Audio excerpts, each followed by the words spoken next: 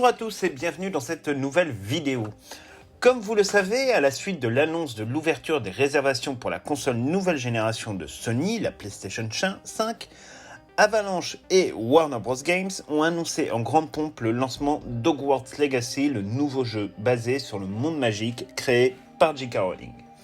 Jeu extrêmement attendu depuis des années, la bande-annonce diffusée ce jour-là nous a tous mis l'eau à la bouche et nous ne sommes pas les seuls puisque déjà des dizaines de millions de personnes ont regardé avec intérêt ce trailer de 2 minutes 30 qui nous propulse à toute vitesse dans un univers bien connu de tous les fans de Harry Potter et des animaux fantastiques. On vous a déjà parlé dans une précédente vidéo de notre analyse et de notre réaction enthousiaste évidemment suite à la sortie du trailer. Il faut dire que, franchement, on l'attendait depuis tellement longtemps qu'on ne pouvait qu'être dithyrambique avec cette vidéo qui, franchement, nous emmène très très loin dans le rêve et dans la magie de J.K. Rowling. Bon, pour rien vous cacher, dès le lendemain, on a foncé réserver la PlayStation 5. Même si le jeu sortira sur des consoles plus anciennes que nous possédons, il est évident qu'Hogwarts Legacy a été conçu pour tourner à pleine puissance sur les consoles nouvelle génération. La puissance que le jeu semble dégager est franchement hallucinante, même s'il faudra attendre un gameplay pour se faire une idée un peu plus précise de ce qui nous attend. D'ici là, il faudra évidemment attendre encore quelques semaines avant d'avoir plus d'informations sur les caractéristiques techniques du jeu, mais aussi sur les différentes versions qui seront éventuellement vendues et évidemment la date de sortie. Si on sait que le jeu paraîtra l'année prochaine, donc en 2021, la date précise demeure encore pour le moment inconnue. Les rumeurs vont bon train, mais de cela on pourra reparler quand on aura 2 ou 3 idées un peu plus précises sur le sujet. Pour le moment, on a décidé de vous faire un petit récapitulatif sur notre top 10 des clins d'œil à Harry Potter que nous avons pu relever dans ce trailer. Bon, en vrai, on en a vu un peu plus, voire même beaucoup plus, mais si ce principe de vidéo vous intéresse, il nous en restera quelques-uns sous le coude. Dites-nous en commentaire si vous souhaitez d'ailleurs qu'on fasse ce genre de vidéos plus souvent, ce ne sont pas forcément nos favorites, mais bon, une ou deux de temps en temps, pourquoi pas. À vous de nous dire dans les commentaires. Alors, c'est parti pour ce top 10, on a décidé plutôt de les classer par ordre d'apparition, car le faire finalement par ordre de préférence n'aurait pas eu nécessairement beaucoup de sens. Numéro 1, et ça commence dès les toutes premières secondes du trailer, c'est évidemment la diligence qui arrive à Poudlard. Guidé par des sombrales, il faut dire que ce n'est pas la première fois que nous découvrons ce mode de transport magique dans le monde magique de Harry Potter. Si la diligence de Beauxbatons est conduite dans Harry Potter et la Coupe de Feu et dans Harry Potter et le Prince de Sang Mêlé en réalité par des Abraxans, dans les Crimes de Grindelwald, second volet de la saga des Animaux Fantastiques, ce sont bien des sombrales qui assurent le spectacle en tractant le convoi pénitentiaire de Grindelwald. Là, la bande-annonce nous montre seulement la diligence dont on devine qu'elle est tractée par des sombrales, que nous ne pouvons évidemment pas encore apercevoir puisque la timeline du jeu ne nous a pas encore montré de mort. On est presque prêt à parier que ça changera au cours de l'aventure d'Hogwarts Legacy. D'ailleurs, ce clin d'œil nous permet de faire rapidement le point sur les modes de transport qui permettent aux élèves de rejoindre Poudlard. Car si la très grande majorité des élèves prennent le Poudlard Express le 1er septembre à 11h précise sur le quai de la voie 9 3/4, certains vont utiliser d'autres transports magiques. Que ce soit le Magicobus, le bateau des fiers garçons de Durmstrang ou encore le carrosse ailé de Beauxbatons, les possibilités sont nombreuses et on pourra rajouter évidemment les balais, porte-loin et encore autres modes de transport magiques. Évidemment, l'arrivée de cette diligence directement à Poudlard n'est pas tout à fait anodine et nous donne certainement quelques pistes nous permettant de recouper avec les rumeurs que nous avions pu découvrir il y a maintenant quelques mois. On comprend assez rapidement que ce nouvel élève, a priori de 5e année, venant d'une école étrangère, n'arrive pas en même temps que tous les autres élèves. Il est probable qu'il arrive en effet en cours d'année à Poudlard. Ce fait d'ailleurs risque d'être exploité puisqu'il va devoir apprendre à se faire des amis et qu'il est fort probable que nos interactions sociales dans le jeu auront probablement une incidence sur le déroulé de l'histoire et de nos aventures. Maintenant on passe au numéro 2. Évidemment, c'est le Choixpeau magique. Bon, c'était un peu le truc obligatoire puisque la promesse de ce jeu, finalement, c'est de nous faire évoluer en tant qu'élèves dans un Poudlard grandeur nature. Il aurait été franchement dommage de ne pas avoir droit à notre propre cérémonie de répartition et de pouvoir choisir notre maison, car autant vous dire que nous serons tous dans cet opus vidéo ludique des chapeaux flous et que là aussi, notre choix de maison risque fortement de faire évoluer notre aventure dans les couloirs du château. Cette cérémonie de répartition se distingue néanmoins de toutes celles que l'on a pu voir ou lire dans la saga Harry Potter, puisqu'aucun autre élève ne semble y être soumis. Cela accrédite donc l'idée que ce nouvel élève arrive bel et bien en cours d'année et qu'il est réparti dans les règles de l'art devant l'ensemble des tables qui sont déjà constituées. D'ailleurs, on remarquera que la grande salle semble plus large et moins longue que dans les films ou dans nos souvenirs. Cela d'ailleurs n'a rien de très étonnant puisque Poudlard est un château qui aura connu de très nombreuses modifications architecturales en plus de 1000 ans d'histoire. Et c'est d'ailleurs à peu près à cette époque que les canalisations et les toilettes seront ajoutées au château. D'ailleurs, pas de doute sur le fait que vous allez pouvoir choisir votre maison puisque tout au long de la bande-annonce, les studios Avalanche ont tout fait pour nous montrer que le personnage principal pouvait adopter à la fois son genre, ses caractéristiques physiques, mais aussi sa propre maison à Poudlard puisque dans chaque plan, on découvre un personnage principal différent et habillé dans chacune des 4 robes de Poudlard. Dites-nous dans les commentaires d'ailleurs dans quelle maison vous allez vous diriger en débutant Hogwarts Legacy. Nous, on hésite un petit peu, mais comme on est 2, on pourra tenter 2 maisons différentes, et ça, c'est un peu le coup de chance. Numéro 3 maintenant, toujours dans la même séquence, il y a un énorme clin d'œil à Harry Potter, et notamment dans les films. Puisque l'on retrouve en fait sur l'estrade de la grande salle, le pupitre du directeur de Poudlard qui est composé d'un hibou doré déployant ses ailes. À croire qu'en près de 100 ans d'histoire, il n'a pas changé, et de directeur en directeur, ce pupitre reste donc le même.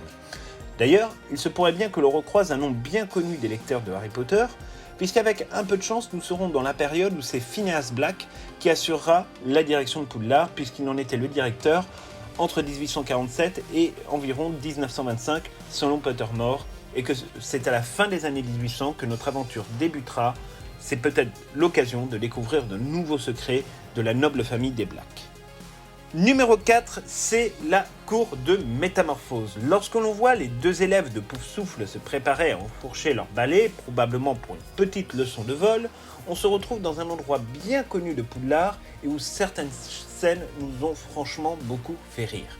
Vous l'aurez deviné, c'est la cour qui est à proximité immédiate de la salle de métamorphose du professeur McGonagall dans la saga Harry Potter, et cette cour est notamment reconnaissable dans le jeu grâce à son architecture très particulière en forme de cloître, mais aussi à la sculpture que l'on peut y apercevoir, et enfin au magnifique arbre qui trône dans un coin de la cour. Dans Harry Potter et la Coupe de Feu, 2 scènes importantes s'y déroulent d'ailleurs. La toute première, c'est évidemment le moment où Maugrey Foleuil, ou plutôt Barty Croughton Jr., s'amuse à transformer Draco Malfoy en fouine, et c'est tellement réjouissant d'assister à ça qu'on en redemanderait presque. La seconde scène réunit Robert Pattinson et Daniel Radcliffe, respectivement dans le rôle de Cédric Diggory et de Harry Potter, au moment où Harry informe Cédric de la nature de la première tâche du tournoi des 3 sorciers. Donc c'est un petit clin d'œil, mais on espère que certains passages dans le jeu nous rappelleront ce souvenir malicieux de Draco transformé en fouine. Numéro 5, et enfin autre lieu emblématique dans la poursuite du parcours que l'on nous a fait découvrir sur les cours auxquels nous serons invités à participer lors de notre aventure dans Hogwarts Legacy, c'est évidemment le cachot des potions. Cachot que l'on découvre de plus en plus dans les films, notamment dans le 5e et 6e opus. Pour Hogwarts Legacy, le studio Avalanche a semble-t-il décidé de reprendre les mêmes caractéristiques de la salle, mais aussi la même disposition des tables d'atelier. Encore un peu et on aurait presque pu avoir droit à une petite explosion de chaudron nous rappelant les déboires habituels de Seamus Finnegan avec ses préparations ou ses sortilèges. Il nous tarde d'ailleurs de voir ce que les cours de potions vont apporter à l'histoire, car ce n'est pas la première fois dans les jeux vidéo Harry Potter que l'on sera confronté à l'art subtil de fabriquer des potions. En effet, dans Harry Potter et le Prince de Sang Mêlé, c'est presque une course contre la montre à chaque séquence du jeu pour fabriquer des nouvelles potions, toutes plus difficiles les unes que les autres. Alors, à votre avis, on aura la possibilité de fabriquer quelle potion dans cette nouvelle aventure, et si vous avez le choix, vous choisissez quelle potion. Numéro 6, maintenant, alors là on a vraiment un peu hésité, mais on pense quand même être sur la bonne voie, toujours dans la catégorie des lieux emblématiques de Poudlard et de la saga que nous aimons tant. Il est probable que l'on se trompe, mais bon, au cas où on a quand même décidé de vous la mettre dans notre top 10, il s'agit probablement, sur cette photo, du bureau du professeur Slughorn. Les baies vitrées et autres éléments architecturaux nous y font quand même penser, à voir si cela se confirme dans le jeu vidéo. On sait que c'est un bureau qui était particulièrement prisé, en tout cas à l'époque de Harry Potter.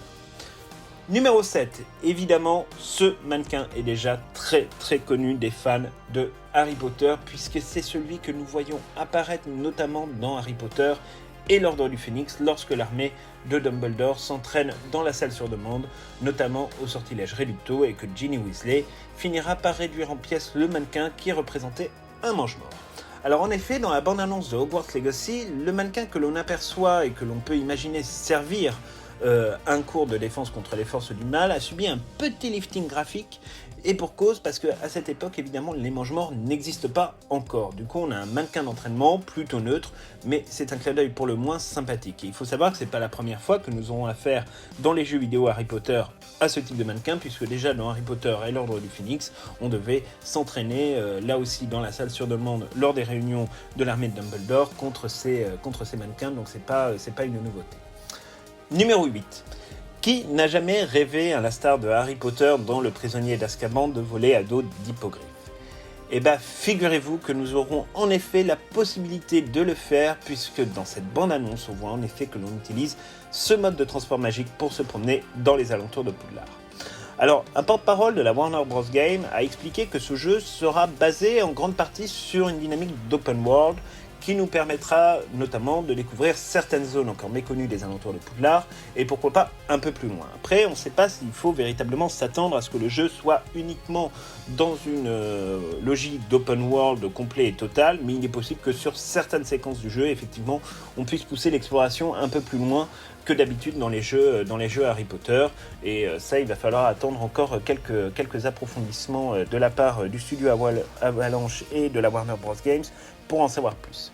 Alors, il faut néanmoins savoir que c'est pas du tout la première fois dans un jeu vidéo Harry Potter que l'on pourra monter à dos d'hippogriffe, puisque déjà dans le 3e opus, il était tout à fait possible de chevaucher Buck, mais bon, on va dire que l'expérience était un peu adaptée aux capacités, aux caractéristiques graphiques de l'époque et des anciennes consoles. Ça ne demeure pas donc nécessairement un moment particulièrement mémorable, et on ne va pas se le cacher. Cependant, la promesse, encore une fois, d'Hogwarts Legacy nous semble vraiment alléchante pour le coup, et on a vraiment très très hâte de pouvoir découvrir un peu plus des alentours de Poudlard et du monde magique à dos d'hippogriffe, même si, pour le coup, malheureusement, ça ne sera pas Buck. Numéro 9. Alors là, on plonge dans les ténèbres. Attention. Les Inferi, vous vous souvenez de cette peur abyssale qui vous a pris à la gorge à la lecture de la scène de la caverne dans Harry Potter et le Prince de Sang-Mêlé ? Ou encore du sursaut que vous avez vécu au cinéma ou dans votre salon lorsque les Inferi surgissent de l'eau sombre ? Et bah, pour le coup, c'est reparti pour un tour. En effet, nul besoin de celui dont on ne doit pas prononcer le nom pour avoir à défier des Inferi, puisque vraisemblablement, ils seront bien présents pendant notre aventure, et autant dire qu'ils sont plutôt sacrément flippants et sacrément bien reproduits par rapport au film. Bref, on ne sait pas trop comment on va s'en débarrasser, mais en tous les cas, ça nous donne un peu le frisson. Là aussi, les Inferi, c'est pas véritablement une nouveauté des jeux vidéo Harry Potter, puisque on les avait déjà à les affronter dans le 6e opus, mais aussi dans Harry Potter et les reliques de la mort, et partie 1 et partie 2. Si dans le 6e jeu, on réussissait à les repousser dans la caverne à coup de sortilège, dans les 2 derniers opus, c'était franchement impossible de les battre, on ne réussissait qu'à les figer quelques instants afin de passer à la séquence suivante. Numéro 10, et donc enfin dernier clin d'œil pour cette vidéo, et pas des moindres, c'est évidemment peut-être l'une des étapes du jeu que nous avons le plus envie de connaître, à savoir la redoutable prison des sorciers Azkaban. Dans l'absolu, si la scène avec les détraqueurs pourrait être à peu près n'importe où, et il est d'ailleurs pas impossible qu'on les retrouve dans certaines étapes de notre exploration, il y a un détail qui nous laisse cependant penser que nous serons bien à Azkaban et que nous aurons à faire face à cette terrible créature des ténèbres qui garde la prison des sorciers. Parce que, en effet, si l'on regarde bien l'image, on s'aperçoit que la ligne centrale ouverte sur l'extérieur au fond de la salle correspond pleinement à la vision qui a été donnée dans les films Harry Potter de la prison d'Azkaban. De plus, sur le côté semble se succéder bon nombre de portes qui font cruellement penser à des cellules, avec au fond un portail pour le moins équivoque. Alors là aussi, les détraqueurs, on aura l'occasion de vous en reparler dans une série de vidéos spécifiquement dédiées aux jeux vidéo Harry Potter. On a un peu l'habitude maintenant dans les films de les voir, dans les jeux vidéo de les voir, puisque en réalité, depuis Harry Potter et l'Ordre du Phénix, c'est devenu un peu un des ennemis habituels des jeux vidéo et qu'on peut évidemment repousser à l'aide du sortilège Expecto Patronum. Voilà, c'est tout pour cette première vidéo sur les clins d'œil à la saga Harry Potter. On espère véritablement qu'elle vous aura plu et que ce format de vidéo vous convient.